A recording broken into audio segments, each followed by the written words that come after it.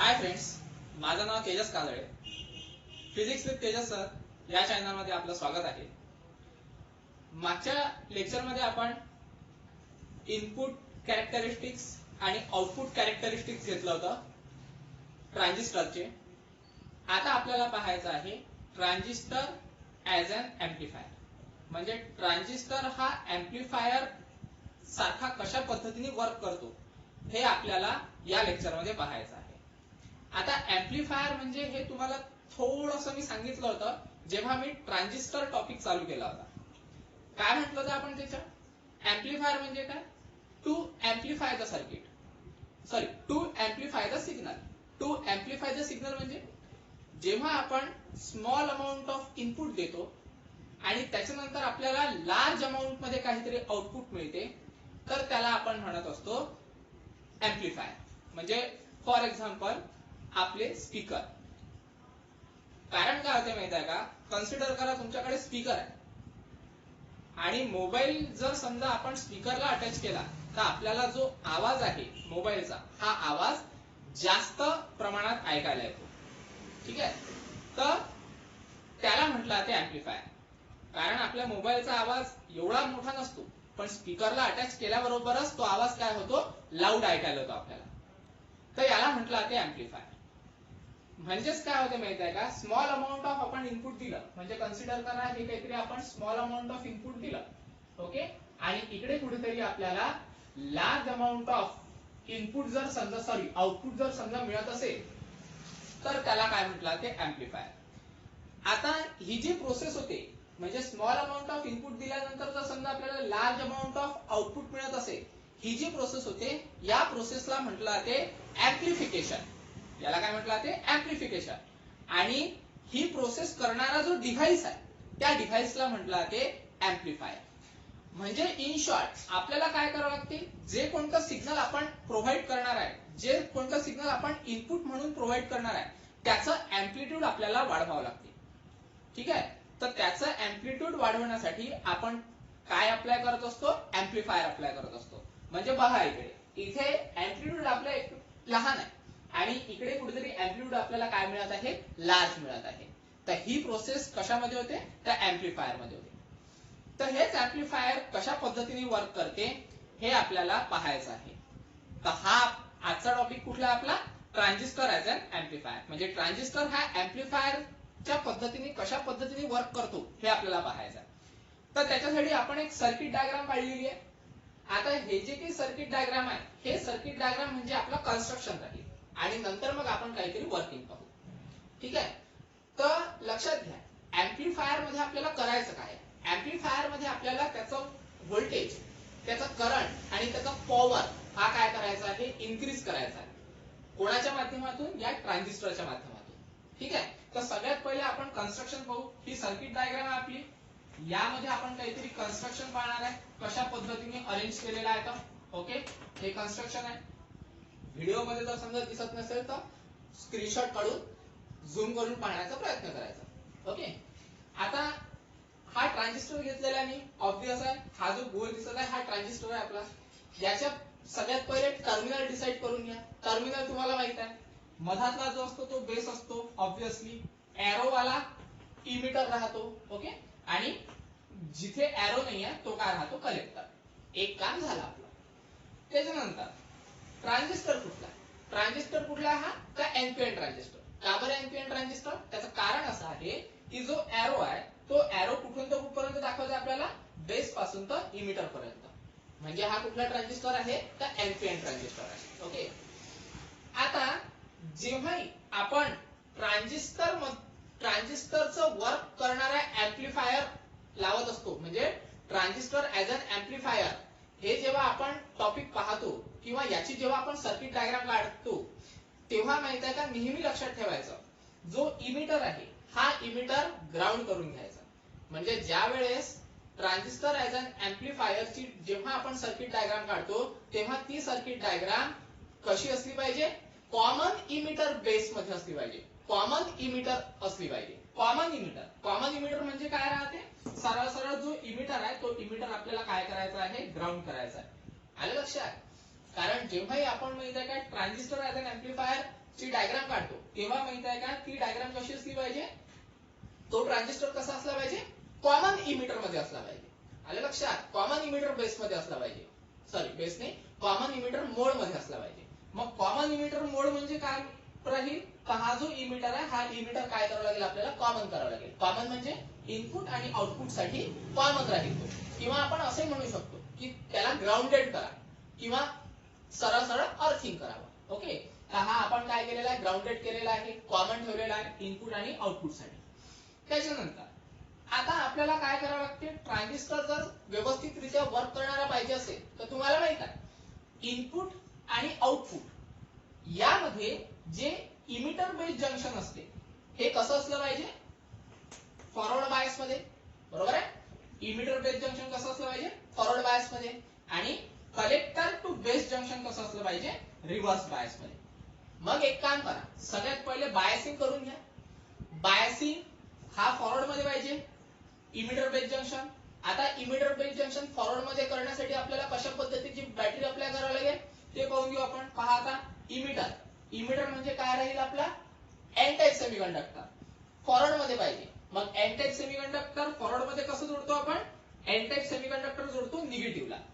लक्षात, बी म्हणजे काय आहे, पी टाइप सेमीकंडक्टर, आणि पी टाइप सेमीकंडक्टर कशाला जोडतो आपण, तर बॅटरीच्या पॉझिटिव्ह टर्मिनलला, किंवा आपण असे म्हणू शकतो पॉझिटिव्ह पॉझिटिव्हला जोडा, निगेटिव्ह निगेटिव्हला जोडा. आलं लक्षात. तर हे मिळाली आपल्याला बॅटरी. आता या बॅटरीचं जे नाव आहे ते लिहितो मी VBB. आपल्या नोट्स मध्ये आपण VBE लिहिलेला आहे, पण तो जो ई आहे त्याला बी करून टाकायचं. ओके, प्रिंटिंग मिस्टेक आहे छोटीशी, तर त्याला म्हणायचं VBB. ओके, त्याच्यानंतर हा आपल्याला रिव्हर्स मध्ये पाहिजे.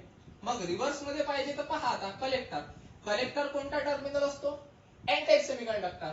मग आता रिव्हर्स मध्ये जर पाहिजे असेल तर एन टाइप सेमीकंडक्टर आपल्याला कोणाला जोडावं लागेल, पॉझिटिव्हला जोडावं लागेल. ओके, त्याच्यानंतर एक काहीतरी निगेटिव्ह, एक काहीतरी पॉझिटिव्ह, आणि जो बेस आहे तो बेस कोणाला जोडावा लागेल आपल्याला, निगेटिव्हला. आलं लक्षात. तर ही जी बॅटरी अप्लाय केलेली आहे याचं पण नाव आपण चेंज करणार आहे, याला म्हणणार आहे आपण VCC. हे पण नोट्स मध्ये आपण VCE लिहिलं होतं, पण त्याला पण माहित आहे का VCC करून टाका, ती पण छोटीशी एक प्रिंटिंग मिस्टेक आहे. आलं लक्षात. तर एकाला म्हटलंय, एक बॅटरी आपली त्याला म्हटलं VBB, आणि दुसरी जी बॅटरी आहे त्याला म्हटलं आपण VCC. आता काय होते पहा, बॅटरी अप्लाय केली, बॅटरी अप्लाय केल्यानंतर ऑब्विसली या इनपुट लूप मध्ये, हा जो इनपुट लूप आहे, कारण तुम्हाला माहित आहे जेव्हा आपण कॅरेक्टरिस्टिक्स पाहत होतो त्यावेळेस माहित आहे का हा जो लूप होता हा कोणता लूप होता, इनपुट होता. ओके, आणि हा जो लूप होता हा कोणता होता, आउटपुट लूप होता. बरोबर आहे. तर या इनपुट लूप मध्ये काही ना काहीतरी व्होल्टेज क्रिएट होणार आहे. आता ते जे व्होल्टेज आहे त्या व्होल्टेज मुळे माहित आहे का आपल्याला या सर्किट मध्ये करंट मिळणार आहे. तर तो जो करंट आहे त्या करंटला म्हणतो मी IB. IB का बरं, कारण तो कुठे चाललेला आहे, बेस मध्ये चाललेला आहे, म्हणून त्याला म्हणणार मी IB. कोणता करंट, बेस करंट. ओके, त्याच्यानंतर ही बॅटरी अप्लाय केल्यानंतर इथे पण माहित आहे का काहीतरी करंट क्रिएट होईल. तर तो जो करंट आहे त्या करंटला म्हणणार आहे मी IC. IC का बरं, कारण तो कुठे चाललेला आहे, कलेक्टर मध्ये चाललेला आहे. आता करंट का बरं क्रिएट होतो, कारण माहित आहे का आपण काहीतरी व्होल्टेज देऊन राहिलेलो आहे, व्होल्टेज देत आहे. तर हा जो जंक्शन आहे बेस टू इमिटर जंक्शन, या जंक्शन मध्ये व्होल्टेज क्रिएट होणार. तर ते कोणतं व्होल्टेज क्रिएट होईल, तर त्या व्होल्टेजचं नाव राहील VBE. एवढं व्होल्टेज क्रिएट होईल, आणि याच VBE च्या माध्यमातून आपल्याला बेस करंट पाहायला मिळणार आहे. आलं लक्षात. त्याच्यानंतर जेव्हा आपण ही बॅटरी अप्लाय करतो, ही बॅटरी अप्लाय केल्यानंतर आउटपुट मध्ये काय मिळणार आपल्याला, कलेक्टर करंट. पण कलेक्टर करंट का बरं मिळणार, कारण या लूप मध्ये पण एक कुठलं तरी व्होल्टेज क्रिएट होणार आहे.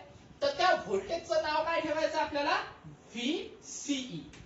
का बरं VCE, कारण हे जे व्होल्टेज आहे हे व्होल्टेज कलेक्टर पासून तर इमिटर पर्यंत येणार आहे, किंवा त्याला म्हणू आपण कलेक्टर टू इमिटर व्होल्टेज.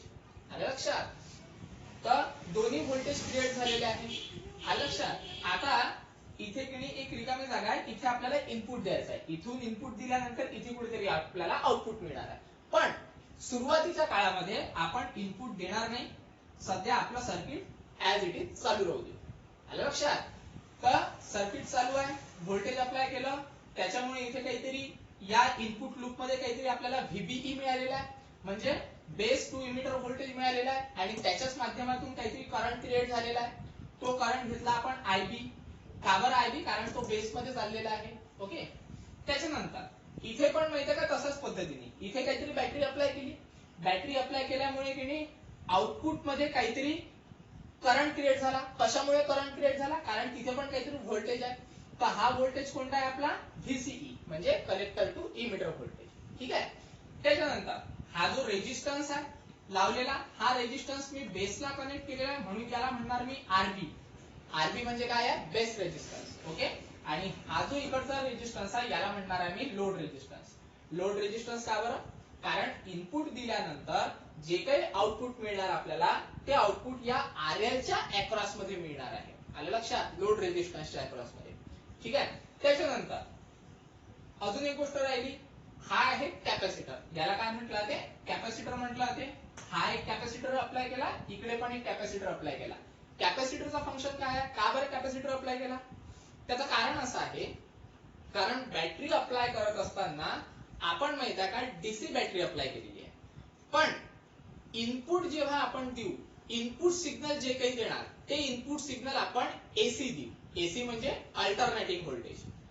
तर मग ज्या वेळेस आपण अल्टरनेटिंग व्होल्टेज देणार आहे तिथे काय होते माहित आहे का, या कॅपॅसिटर मधून अल्टरनेटिंग व्होल्टेजच काय होईल? पास होईल. जे डीसी कंपोनंट आहे ते डीसी कंपोनंट ब्लॉक होईल. आता डीसी कंपोनंट ब्लॉक झाले पाहिजे त्यासाठीच आपण माहित आहे का इथे कॅपॅसिटर लावलेले आहे. त्याच्यानंतर आउटपुट मध्ये पण बॅटरी अप्लाय केलेली आहे. तर आउटपुट मध्ये पण की काहीतरी डीसी कंपोनंट जनरेट होणार आहे या बॅटरीमुळे, कारण ही बॅटरी कोणती आहे? डीसी बॅटरी आहे. मग इथे पण माहित आहे का जे डीसी कंपोनंट अप्लाय होईल किंवा डीसी कंपोनंट जनरेट होईल ते डीसी कंपोनंट ब्लॉक करण्यासाठी किंवा प्रिव्हेंट करण्यासाठी आपण पुन्हा इथे काय लावलेला आहे? कॅपॅसिटर. कारण कॅपॅसिटर फक्त एसी ला ट्रान्सफर करते, डीसी ला ब्लॉक करते. आलं लक्षात? जर समजा कन्फ्युज होत असेल तर फक्त एवढं लक्षात ठेवा, कॅपॅसिटर आपण का बरं लावलं? डीसी कंपोनंट ब्लॉक करण्यासाठी. त्याच्यातून फक्त काय पास होणार? तर त्याच्यातून फक्त एसी सिग्नलच पास होईल. आलं लक्षात? कधी? जेव्हा आपण इनपुट अप्लाय करू तेव्हा. ठीक आहे. तर हे मिळालं आपल्याला पूर्ण कन्स्ट्रक्शन. तर या कन्स्ट्रक्शन मध्ये आता पहा काय होते. तर आता पाहू आपण वर्किंग. आता वर्किंग कोणाचं आहे ते? Working of amplifier. एम्प्लिफायरचं वर्किंग पाहायचं आपल्याला. आता एम्प्लिफायरचं वर्किंग आपल्याला डेरिवेशनल मध्ये पाहायचं आहे, म्हणजे डेरिवेशनल फॉर्म मध्ये. आपल्याला सिम्पली काय करायचं? डेरिवेशनल सॉल्व्ह करायचं. आता डेरिवेशन सॉल्व्ह करण्यासाठी सगळ्यात पहिले मी इनपुट दिलेलं आहे का? नाही. जे काही वर्किंग चालू आहे ट्रान्झिस्टरचं या दोन बॅटरीच्या आधारे चालू आहे. इनपुट अजून दिलेलं नाही आहे. इनपुट म्हणजे काय? कन्सिडर करा, फक्त मी काय केलेलं आहे? माईक अटॅच करून ठेवलेला आहे. आलं लक्षात? त्याच्यामध्ये मी बोललेलो नाही आहे. ठीक आहे. किंवा असं समजा मी स्पीकर फक्त कनेक्ट करून ठेवलेले आहे, त्याला मोबाईल अजून कनेक्ट करायचाच आहे. आलं लक्षात? म्हणजे मोबाईल कनेक्ट करणं म्हणजे इनपुट सिग्नल देणं असं कन्सिडर करा. ठीक आहे. आता काय होते पहा, वर्किंग आहे. वर्किंग मध्ये मी माहिती आहे काय? इनपुट दिलेला नाही, म्हणजे इनपुट काय सध्या 0 आहे. म्हणजे मोबाईल अटॅच केलेला नाही, म्हणजे काय आहे? इनपुट 0 आहे. त्याच्यानंतर इनपुट जर समजा 0 असेल तर या इनपुट लूप मध्ये हा जो इनपुट लूप आहे या लूप मध्ये जे व्होल्टेज राहील ते व्होल्टेज माहित आहे का किती आहे? व्हीबीई आहे. कोणाच्या आधारावर? व्हीबीबीच्या आधारावर. आलं लक्षात? म्हणून मग मी किती सरळ सरळ लिहितो, जेव्हा इनपुट 0 आहे तेव्हा माझं जे व्होल्टेज आहे व्हीबीबी, हे व्होल्टेज किती राहील माझं? तर हे व्होल्टेज राहील माझं व्हीबीबी व्हीबीई च्या इक्वल. आलं लक्षात? तर याला कन्सिडर करा इक्वेशन नंबर 1. ठीक आहे. तर हे राहील माझे इनपुट. आता माहित आहे का मी आउटपुट पासून चालू करतो आणि आउटपुट पासून मग आपण घ्यायचंय. आता काय करायचं आपल्याला बघा, हा जो आउटपुट लूप आहे या आउटपुट लूप वर आपल्याला अप्लाय करायचा आहे किर्चॉफ व्होल्टेज लॉ. आता तुम्ही म्हणाल सर किर्चॉफ व्होल्टेज लॉ काय आहे? तर किर्चॉफ व्होल्टेज लॉ हा आपला अजून झालेला नाहीये. ठीक आहे. पण मी थोडक्यात सांगतो, तुम्हाला ते समजून जाईल. कशा पद्धतीने अप्लाय करायचा आहे पहा. पहिले लिहून घेऊ आपण शॉर्ट मध्ये, म्हणजे तुमच्या लक्षात राहील. आउटपुटला म्हणजे आउटपुट लूप जो आहे आपला, कोणता लूप? हा आउटपुट लूप. ओके. या आउटपुट लूपला आपल्याला अप्लाय करायचा आहे किर्चॉफ्स व्होल्टेज लॉ. आता किर्चॉफ्स व्होल्टेज लॉ काय आहे पहा. आपण माहित आहे का स्टार्टिंग करायची या कॉमन इमिटर टर्मिनल पासून, जो ग्राउंडेड केलाय ना यापासून. आता इथून माहित आहे का जो करंट क्रिएट होऊन राहिला तो करंट चालला या डायरेक्शननी. ठीक आहे, या डायरेक्शननी करंट चाललेला आहे. बरोबर आहे. कोणता करंट आहे तो आयसी. तर मग आता काय होते पहा, आपला जो पाथ आहे तोही पाथ अशाच पद्धतीने फॉलो करायचा. ठीक आहे. आता काय होते, आपण पाथ फॉलो करत असताना कसं चाललो, इथून ते इथपर्यंत आलो म्हणजे निगेटिव्ह, आणि इथून ते इथपर्यंत आलो म्हणजे पॉझिटिव्ह. म्हणजे कुठून ते कुठपर्यंत आलो आपण, निगेटिव्ह पासून तर पॉझिटिव्ह पर्यंत. आलं लक्षात. आणि ज्या वेळेस निगेटिव्ह टू पॉझिटिव्ह व्होल्टेज मिळते आपल्याला, त्यावेळेस ते जे काही व्होल्टेज राहील ते व्होल्टेज राहील आपलं व्हीसीसी, म्हणजे पॉझिटिव्ह व्हीसीसी. म्हणजे त्याला म्हणू आपण पॉझिटिव्ह व्हीसीसी. ठीक आहे, पॉझिटिव्ह आहे. का बरं, कारण आपला पाथ कसा आहे, निगेटिव्ह पासून तर पॉझिटिव्ह पर्यंत. ओके. त्याच्यानंतर आता या पाथने चाललो आणि याच पाथने माहिती आहे का आपला करंट पण जात आहे. बरोबर आहे. मग आता करंट कोणाच्या अक्रॉस येऊन राहिलेला आहे, आरएलच्या अक्रॉस. म्हणून माहिती आहे का आपल्याला काय मिळणार, करंट इनटू आरएल. पण करंट कोणता आहे आपला आयसी. म्हणजे करंट काय मिळेल आपल्याला, कलेक्टर करंट. आलं लक्षात. आणि नेहमी लक्षात ठेवायचं, किर्चॉफ्स व्होल्टेज लॉ मध्ये ज्या डायरेक्शननी करंट चालला असेल त्याच डायरेक्शननी आपण जात असेल तर माहित आहे का, ते जे काही मिळते आपल्याला ते काय मिळेल आपल्याला, निगेटिव्ह. आलं लक्षात. पहा, ज्या डायरेक्शननी आपण चाललो त्याच डायरेक्शननी माहित आहे का करंट पण चालला. बरोबर आहे, या डायरेक्शननी. ठीक आहे, म्हणजे तो काय मिळेल आपल्याला, निगेटिव्ह. त्याच्यानंतर आता काय होते पहा, इथून माहित आहे का करंट जात असताना पुन्हा आपल्याला कलेक्टर पासून तर इमिटर पर्यंत पुन्हा व्होल्टेज मिळत आहे. बरोबर आहे. कलेक्टर पासून तर इमिटर पर्यंत म्हणजे इथे. बरोबर आहे. आता इथे जर समजा काहीतरी व्होल्टेज मिळून राहिला तर ते व्होल्टेज कोणतं आहे, व्हीसीई. तर मग हे जे व्हीसीई आहे हा व्होल्टेज पुन्हा माहित आहे का निगेटिव्ह कडे येत आहे. कारण ई म्हणजे काय आहे, इमिटर. इमिटर मध्ये मेजॉरिटी चार्ज कॅरियर काय, इलेक्ट्रॉन्स. इलेक्ट्रॉन्सवर कोणता चार्ज असतो, निगेटिव्ह. म्हणजे पुन्हा ते व्होल्टेज माहित आहे का निगेटिव्ह कडे येत आहे. म्हणून माहित आहे का पुन्हा ते व्हीसीई काय मिळणार आपल्याला, निगेटिव्ह व्हीसीई मिळणार. आलं लक्षात. इथे तीन गोष्टी मिळत आहे, एक व्हीसीसी मिळत आहे, त्याच्यानंतर करंट मिळून राहिला आपल्याला आरएलच्या अक्रॉस मध्ये, आणि कॉमन कलेक्टर टू इमिटरच्या दरम्यान आपल्याला व्हीसीई मिळत आहे. ठीक आहे. तर व्हीसीसी, आयसीआरएल आणि व्हीसीई इथपर्यंत आलं लक्षात. याचे जे टर्म निगेटिव्ह पॉझिटिव्ह कशा पद्धतीने केलेले आहे, तर व्हीसीसी का बरं पॉझिटिव्ह आला, कारण तो निगेटिव्ह टू पॉझिटिव्ह चालला. ओके. ज्या डायरेक्शननी करंट जातोय त्याच डायरेक्शननी आपण जात असेल तर तो काय मिळतो आपल्याला, निगेटिव्ह. ठीक आहे.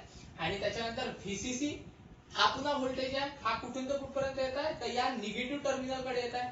म्हणून मग तो पण काय राहिला, निगेटिव्ह. ठीक आहे. आता याचं पूर्ण जे कॅल्क्युलेशन आहे हे कॅल्क्युलेशन आपल्याला मिळते इक्वल टू 0.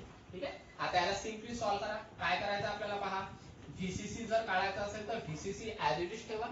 हे दोघे जण माहित आहे का इकडे निगेटिव्ह आहे, तिकडे गेल्यानंतर काय होईल, पॉझिटिव्ह. म्हणजे मग काय होईल, इक्वल टू च्या संख्या तिकडे गेले म्हणजे व्हीसीसी तिकडे गेला, सॉरी व्हीसीई तिकडे गेला म्हणजे काय मिळेल आपल्याला, पॉझिटिव्ह व्हीसीई. व्हीसीई म्हणजे कलेक्टर टू इमिटर व्होल्टेज. त्याच्यानंतर मायनस आयसीआरएल तिकडे गेले तर पुन्हा पॉझिटिव्ह, काय मिळेल आपल्याला, आयसीआरएल. आरएल म्हणजे लोड रेजिस्टन्स, आयसी म्हणजे कलेक्टर करंट. ठीक आहे. याला कन्सिडर करा. सगळ्यात पहिले इक्वेशन नंबर हा 1 झाला होता, हा घ्या इक्वेशन नंबर 2. आता अशाच पद्धतीने करायचं आपल्याला इनपुट मध्ये. पहा आता इनपुट लूप मध्ये घ्यायचं आपल्याला. इनपुट लूप मध्ये काय घ्यायचं आहे, तर KCL, sorry KVL. Okay. Kirchhoff's voltage law apply करा. जसा इथे अप्लाय केला तसाच इथे. आता पुन्हा माहित आहे का कॉमन इमिटर पासून स्टार्ट करायचं. चला, पहिले काय आला, निगेटिव्ह, नंतर काय आला, पॉझिटिव्ह. म्हणजे व्हीबीबी काय घ्यावं लागेल आपल्याला, पॉझिटिव्ह व्हीबीबी मिळणार आहे. कारण तो पुन्हा कुठून तर कुठपर्यंत चालला, निगेटिव्ह पासून तर पॉझिटिव्ह पर्यंत. म्हणून मग माहित आहे का काय मिळेल आपल्याला, पॉझिटिव्ह व्हीबीबी. ओके. याच्यासारखं करायचं, पॉझिटिव्ह व्हीबीबी. त्याच्यानंतर ज्या डायरेक्शननी आपण जातोय त्याच डायरेक्शननी करंट चाललेला आहे, आणि तो करंट जातो आहे कोणाच्या अक्रॉस, आरबीच्या अक्रॉस. तर आपल्याला काय मिळणार आहे, मायनस मध्ये आयबी आरबी. मायनस मध्ये का बरं तुम्हाला माहित आहे, कारण ज्या डायरेक्शननी करंट चालला त्याच डायरेक्शननी आपण चाललो आहे. ठीक आहे. त्याच्यानंतर इथपर्यंत आलो आपण. आता डी पासून तर इमिटर पर्यंत आपल्याला काहीतरी व्होल्टेज मिळणार आहे आणि ते व्होल्टेज किती आहे, व्हीबीई.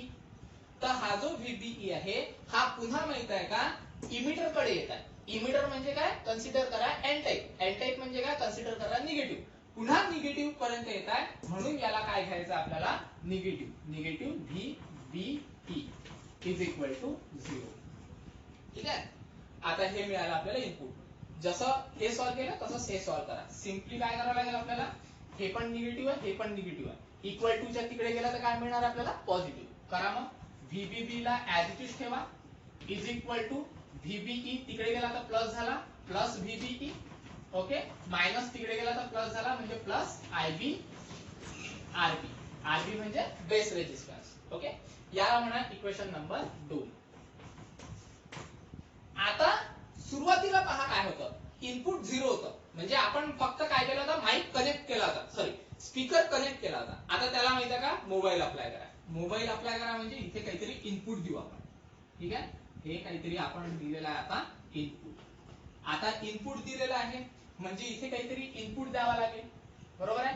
तर इनपुट कोणाला देऊन राहिलो आपण, व्हीबीबी ला.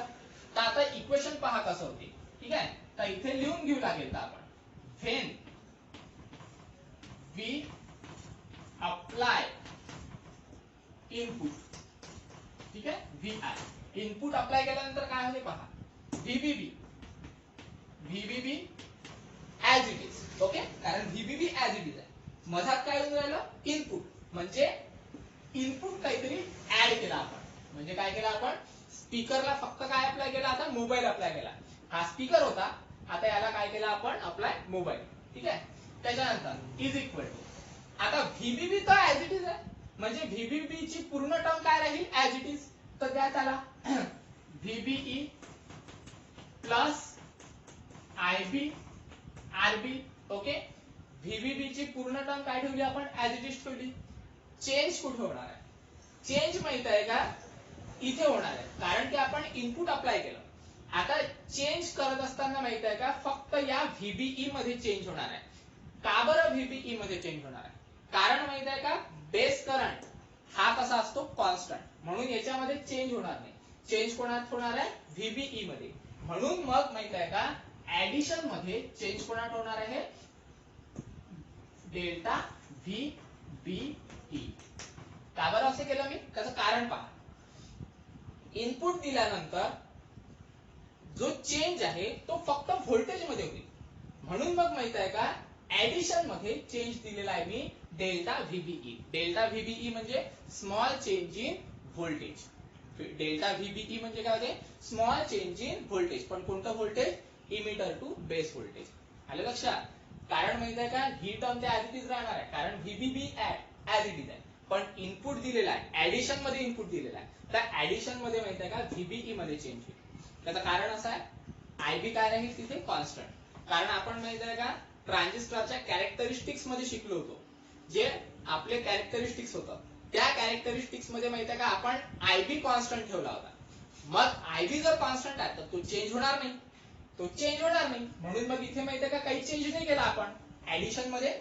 ऍडिशन मध्ये काही चेंज नाही केला आपण, याच्यामध्ये फक्त चेंज कशात केला, यामध्ये. ओके. इथे काही चेंज होणार नाही.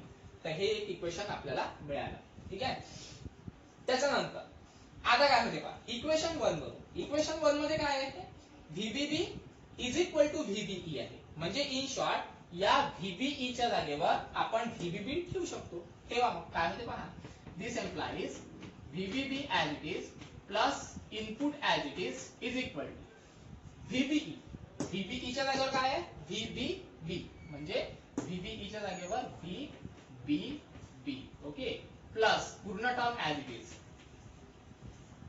IB RB plus delta VBE. Okay. ठीक आहे. ही पूर्ण टर्म ऍज इट इज. आता काय होते पहा, सर्किट डायग्रामचं काम झालं आपलं.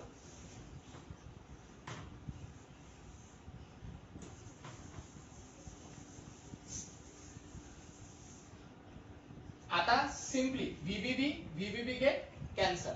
ओके, त्याच्यानंतर मिळते का आपल्याला VI input voltage is equal to IB RB plus delta VBE.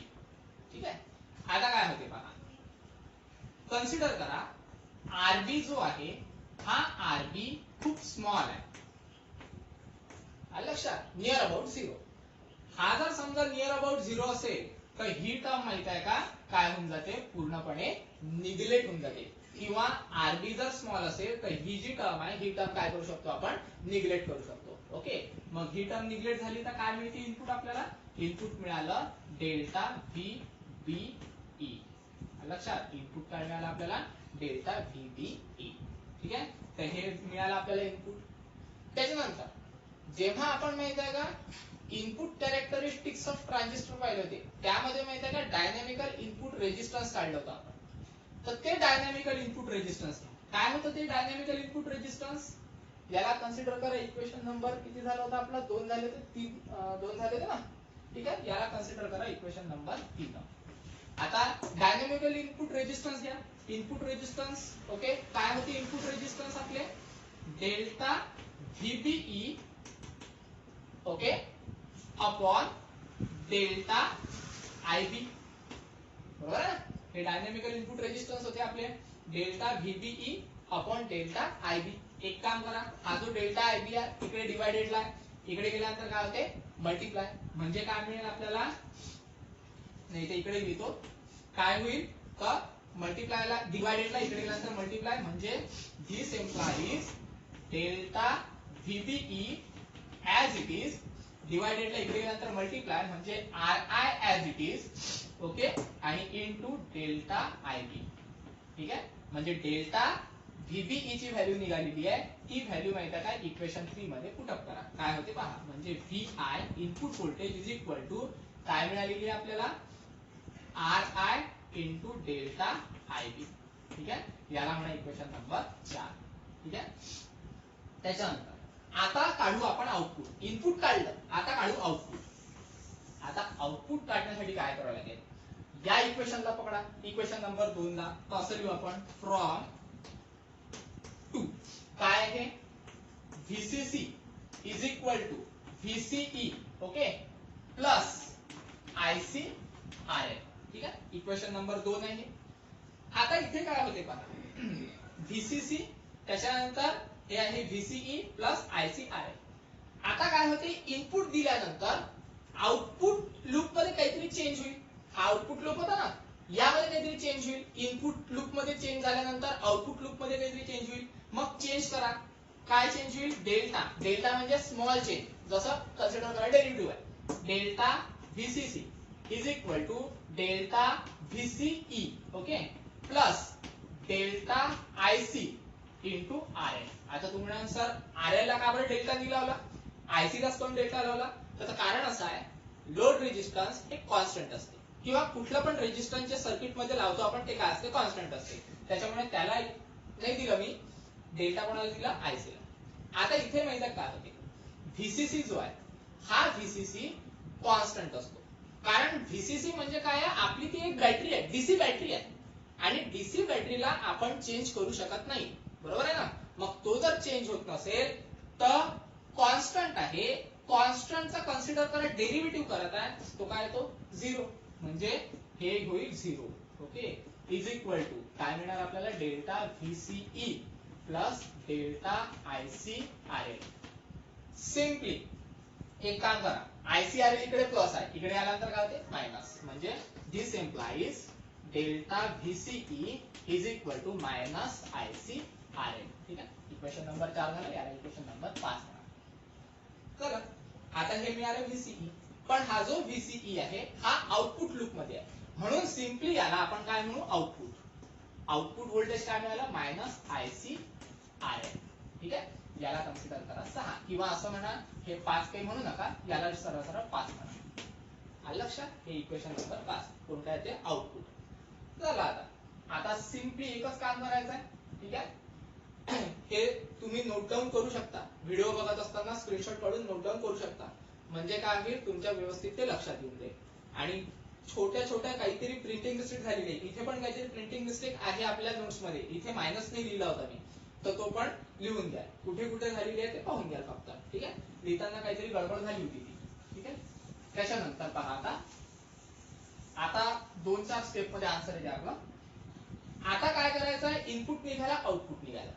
नेहमी लक्षात ठेवायचं, ऍम्प्लिफायर जेव्हा वर्क करतो तेव्हा माहित आहे का त्याचा गेन काढला जातो. गेन जर समजा जास्त असेल तर तो माहित आहे का आपल्याला आउटपुट पण जास्त देईल. गेन म्हणजे काय, गेन म्हणजे काय होते की तो किती पॉवर गेन करतो आहे. आलं लक्षात, जेवढी पॉवर गेन केली त्यांनी तेवढा आउटपुट आपल्याला लार्ज मिळते. का, गेनची डेफिनेशन पाहून घ्या. इथे काय आलं, गेनची डेफिनेशन आणि त्याला डिनोट केलं जाते एव्ही नी. आलं लक्षात, याला म्हणू आपण गेन. ठीक आहे, तर गेनची डेफिनेशन आहे, त्याला डिनोट केलं जाते एव्ही नी आणि त्याची डेफिनेशन आहे आउटपुट अपॉन इनपुट. म्हणजे जर समजा इनपुटनी जर समजा आउटपुटला डिवाइड केलं तर आपल्याला काय मिळतो, गेन मिळतो. किंवा असं समजा तुम्ही आउटपुट व्होल्टेज आणि इनपुट व्होल्टेजचा जर समजा रेशो घेतला तर त्याला काय म्हटलं, ते गेन म्हटलं आहे.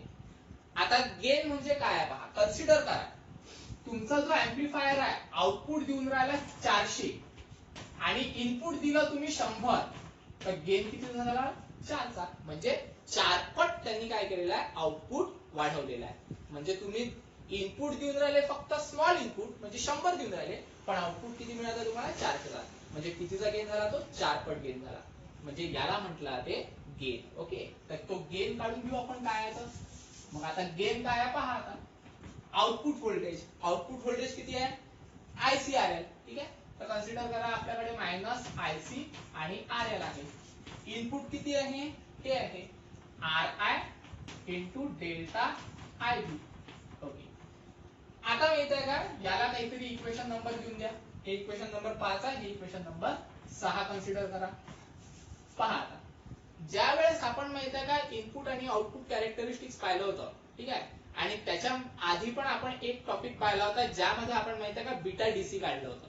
ठीक आहे, तर तो बीटा डीसी हा आपल्याला काढायचा आहे. काय होता तो बीटा डीसी, तर बीटा डीसी होता काय होता, IC अपॉन IB. आलं लक्षात.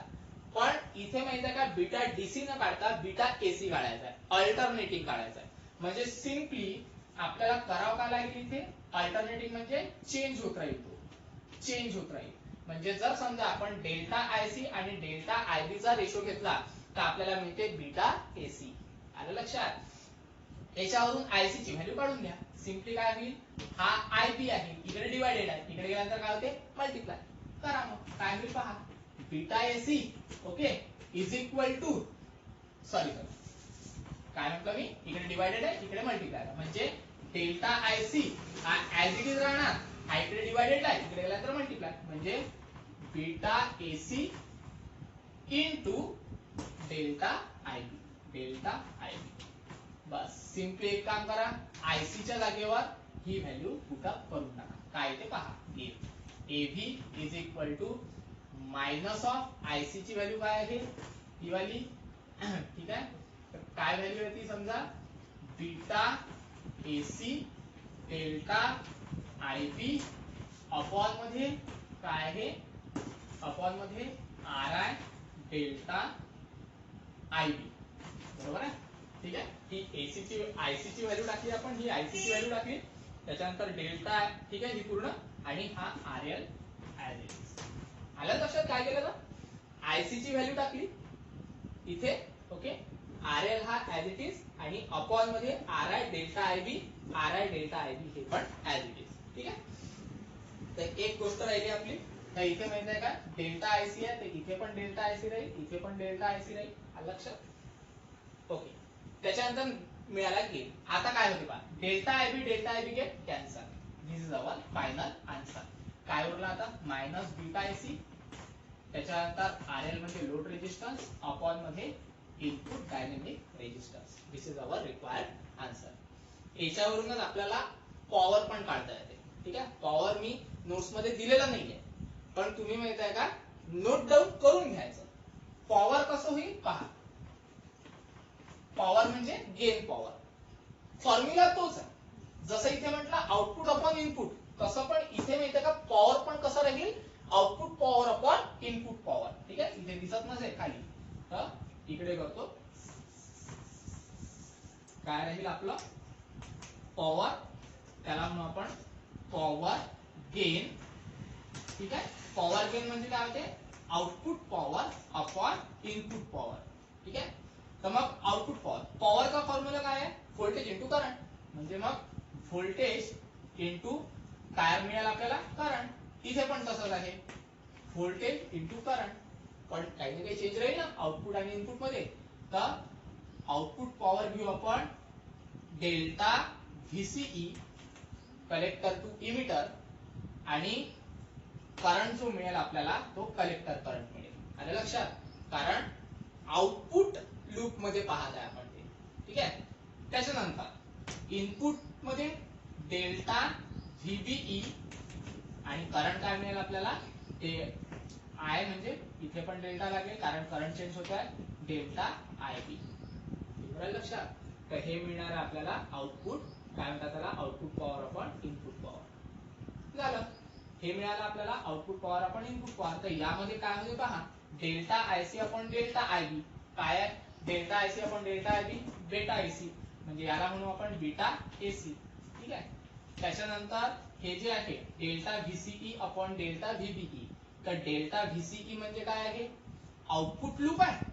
ओके, आणि डेल्टा व्हीबीई म्हणजे काय आहे, इनपुट लूप आहे. म्हणजे सरळ म्हणा आपण त्याला आउटपुट अपॉन इनपुट. म्हणजे आउटपुट अपॉन इनपुट काय राहते, काही ते दिलं होतं मी कुठेतरी, आउटपुट अपॉन इनपुट काय राहते, एव्ही. म्हणजे एव्ही इंटू बीटा एसी. तर हे मिळालं आपल्याला पॉवर. ठीक आहे, हे काय मिळालं आपल्याला power. This is our required answer.